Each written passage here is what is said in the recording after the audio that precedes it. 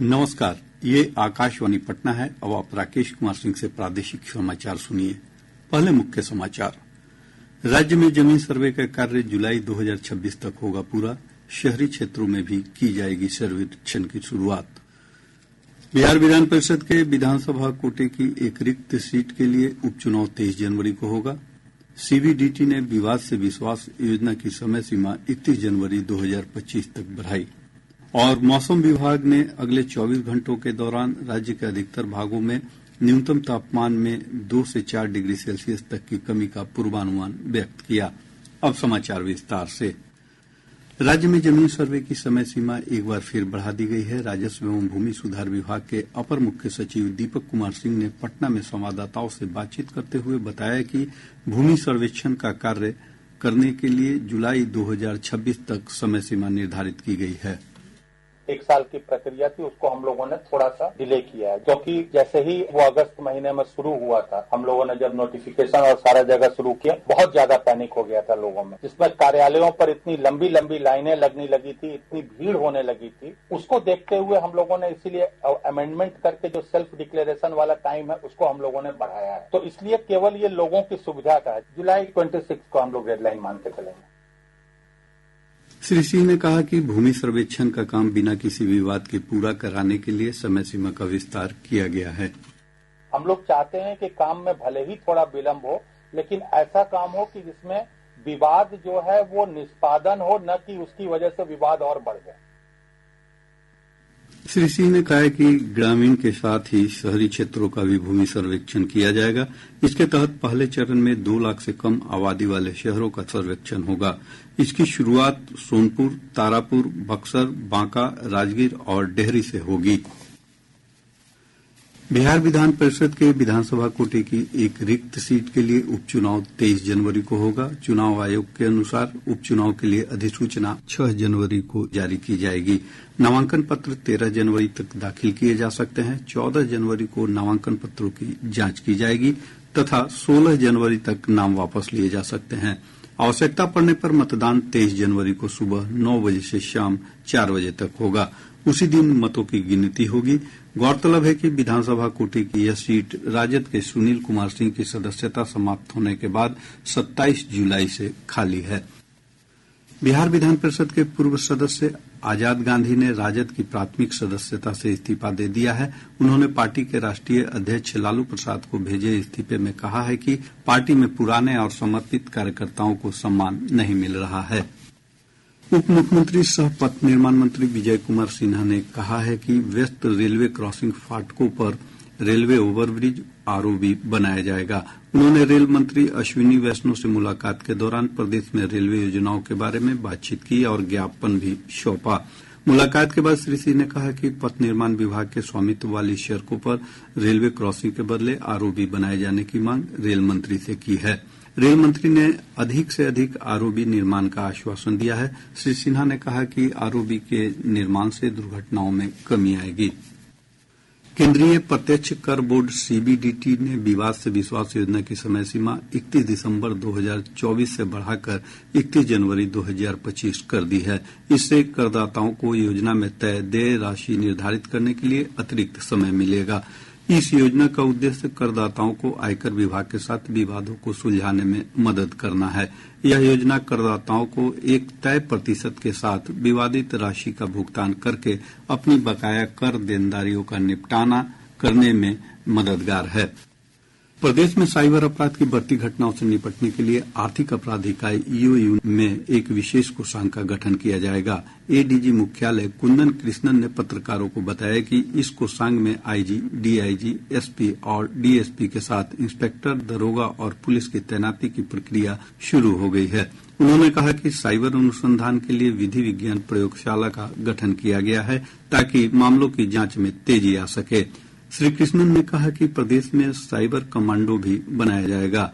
इसमें आईटी और तकनीकी क्षेत्र की डिग्री वाले 176 अधिकारियों को तैनात किया जाएगा। वहीं ईओयू के डीआईजी मानवजीत सिंह ढिल्लों ने कहा कि पटना में साइबर अपराध की बढ़ती घटना को देखते हुए जिले में 4 नए साइबर थाने खोले जाएंगे। केंद्र सरकार ने मीडिया में आ रही उन खबरों को खारिज कर दिया है कि डीजी यात्रा का उपयोग कर चोरों को पकड़ने के लिए किया जाएगा। नागरिक उड्डयन मंत्रालय ने यह स्पष्ट किया है कि डीजी यात्रा से संबंधित ऐसी रिपोर्ट निराधार और गलत दावों पर आधारित है। मंत्रालय ने कहा कि डीजी यात्रा पर मौजूद यात्रियों का आंकड़ा भारतीय कर अधिकारियों के साथ साझा नहीं किया जाता है। यह ऐप केवल घरेलू यात्रियों के लिए है। इसका उपयोग अंतर्राष्ट्रीय यात्रियों के लिए नहीं किया जाता है। इस बीच आयकर विभाग ने भी स्पष्ट किया कि अभी तक ऐसा कोई कदम नहीं उठाया गया है। डीजी यात्रा चेहरे की पहचान की प्रौद्योगिकी है, जिसका उपयोग विभिन्न हवाई अड्डों पर यात्रियों के संपर्क रहित और निर्बाध आवागमन के लिए किया जाता है। भारतीय रिजर्व बैंक आरबीआई ने आरटीजीएस और एनईएफटी के माध्यम से पैसे के लेनदेन को सुरक्षित बनाने के लिए 1 अप्रैल से ग्राहकों को नई सुविधा देने की कवायद शुरू की है। इसके तहत पैसे भेजने वाले को प्राप्तकर्ता का खाता संख्या डालने के साथ ही उसका नाम देखने की सुविधा मिल सकेगी। आरबीआई ने इस संबंध में national payments corporation of India NPCI से नई सुविधा विकसित करने को कहा है। यह सुविधा ग्राहकों को बिना किसी शुल्क के उपलब्ध कराने के निर्देश दिए गए हैं। प्रादेशिक समाचार आप आकाशवाणी पटना से सुन रहे हैं। ताजा समाचारों के लिए आप हमारे एक्स हैंडल AIR_News_ पटना पर जा सकते हैं। बीपीएससी मामले में आंदोलन कर रहे अभ्यर्थियों ने मुख्य सचिव अमृत लाल मीणा से मुलाकात की। अभ्यर्थियों के प्रतिनिधिमंडल ने अपनी मांगों को रखा। मुलाकात के दौरान गतिरोध दूर करने के संबंध में कोई निर्णय नहीं हो सका। प्रदर्शन कर रहे परीक्षार्थियों ने आंदोलन समाप्त करने से इनकार कर दिया है। इधर विरोध प्रदर्शन के बीच मुख्य सचिव और बिहार लोक सेवा आयोग के अध्यक्ष रवि मनु भाई परमार ने राज्यपाल से मुलाकात की और उन्हें पूरी स्थिति से अवगत कराया। सर्द पछुआ हवा के कारण प्रदेश के अधिकांश भागों में ठंड में बढ़ोतरी दर्ज की गई है। राजधानी पटना समेत राज्य के कई जिलों के अधिकतम तापमान में कमी आई है। हालांकि न्यूनतम तापमान में कमी नहीं दर्ज की गई है। मौसम विभाग ने अगले 24 घंटों के दौरान राज्य के अधिकतर भागों में न्यूनतम तापमान में 2 से 4 डिग्री सेल्सियस तक की कमी का पूर्वानुमान व्यक्त किया है। मौसम विज्ञान केंद्र पटना के वैज्ञानिक ने बताया कि 9 वर्ष में तापमान में कमी का सिलसिला जारी रहेगा।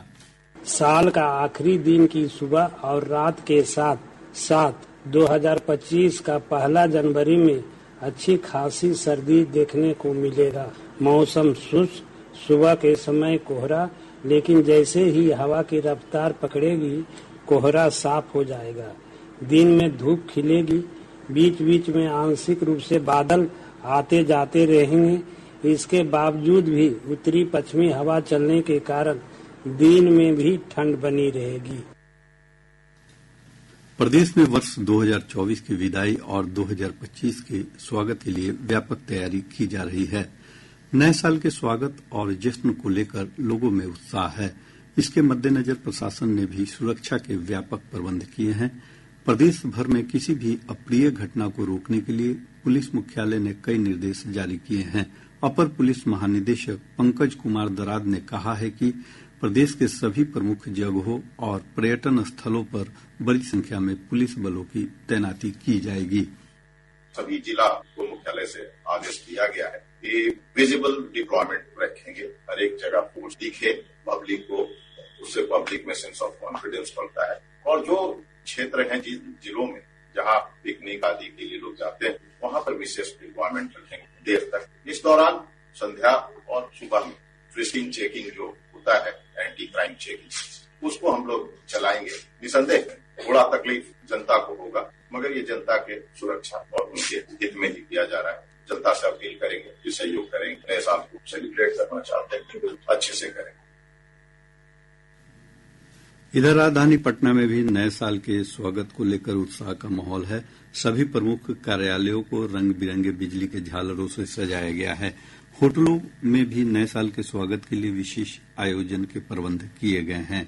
तारामंडल, चिड़ियाघर, बिहार संग्रहालय और श्रीकृष्ण विज्ञान केंद्र में लोगों की सुविधा के लिए काउंटरों की संख्या बढ़ा दी गई है।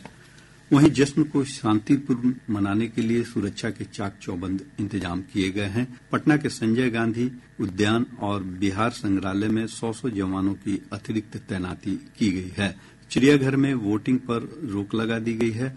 गंगा नदी में आज और कल नावों के परिचालन पर रोक रहेगी। शराब पीने वालों की धरपकड़ के लिए बड़ी संख्या में पुलिस बल की तैनाती की गई है। महाकुंभ मेला 2025 के दौरान रेलवे ने यात्रा से 15 दिन पहले अनारक्षित टिकट जारी करने की सुविधा शुरू कर दी है। अब तक अनारक्षित टिकट 3 दिन पहले तक ही लिए जा सकते थे। वहीं टिकट रद्द कराने की समय सीमा को भी 3 घंटे से बढ़ाकर 6 घंटे कर दिया गया है।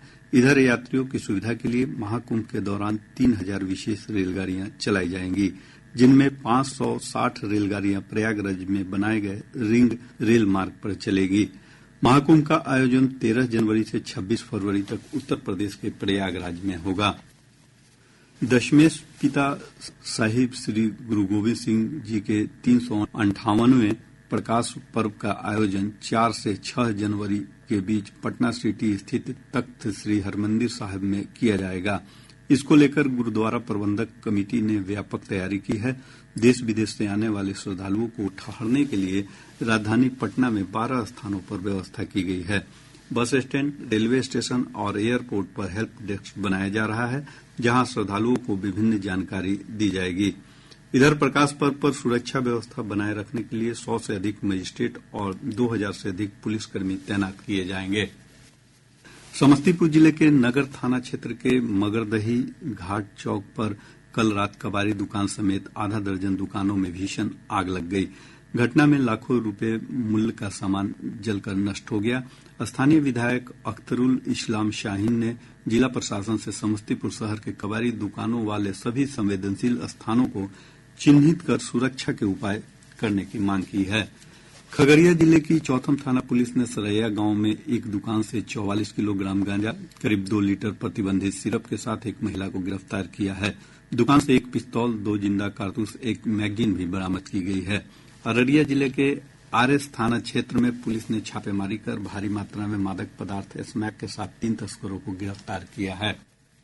और पटना से प्रकाशित प्रमुख समाचार पत्रों की सुर्खियां। आज के सभी समाचार पत्रों ने अलग अलग खबरों को अपनी प्रमुख सुर्खी बनाया है। हिन्दुस्तान ने जमीन सर्वे की अवधि बढ़ाने को तरजीह देते हुए लिखा है, बिहार में जमीन सर्वे जुलाई 2026 तक होगा। दैनिक जागरण ने इसरो से जुड़ी खबर का शीर्षक लगाया है, स्पैडेक्स मिशन के साथ भारत ने फिर भरी सफलता की उड़ान। दैनिक भास्कर ने लिखा है, डिजिटल अरेस्ट जैसे साइबर क्राइम से निपटने के लिए साइबर कमांडो विंग का किया जाएगा गठन। प्रभात खबर की सुर्खी है, आचार्य किशोर कुणाल कोनहारा घाट पर पंचतत्वों में विलीन। राष्ट्रीय सहारा का शीर्षक है, नवनियुक्त राज्यपाल आरिफ मोहम्मद खान पटना पहुंचे। आज अखबार लिखता है, नए साल में शिक्षा विभाग में 6000 पदों पर होगी बहाली। और अब अंत में मुख्य समाचार एक बार फिर। राज्य में जमीन सर्वे का कार्य जुलाई 2026 तक होगा पूरा। शहरी क्षेत्रों में भी की जाएगी सर्वेक्षण की शुरुआत। बिहार विधान परिषद के विधानसभा कोटे की एक रिक्त सीट के लिए उपचुनाव 23 जनवरी को होगा। सीबीडीटी ने विवाद से विश्वास योजना की समय सीमा 31 जनवरी 2025 तक बढ़ाई। और मौसम विभाग ने अगले 24 घंटों के दौरान राज्य के अधिकतर भागों में न्यूनतम तापमान में 2 से 4 डिग्री सेल्सियस तक की कमी का पूर्वानुमान व्यक्त किया। इसके साथ ही आकाशवाणी पटना से प्रसारित प्रादेशिक समाचार का ये अंक समाप्त हुआ। आकाशवाणी पटना से अगला समाचार बुलेटिन दोपहर बाद 3:10 पर प्रसारित किया जाएगा।